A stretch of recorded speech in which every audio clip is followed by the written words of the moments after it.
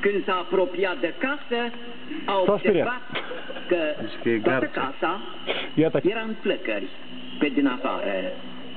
A tras mașina imediat pe dreapta, a sărit din mașină și s-a dus.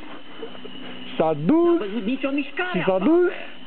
S-a dus? S-a dus? A gâlțăit de ușă, a strigat, a bătut bine, mă, ăsta ne spune exact ce s-a întâmplat.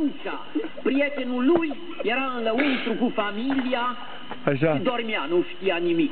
Așa. Sunt mulți care în cele spirituale sunt adormiți și nu știu nimic.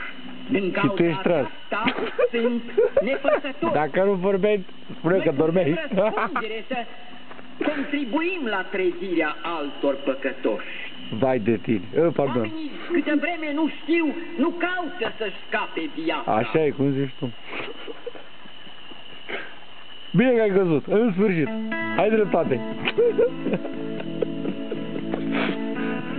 Așa.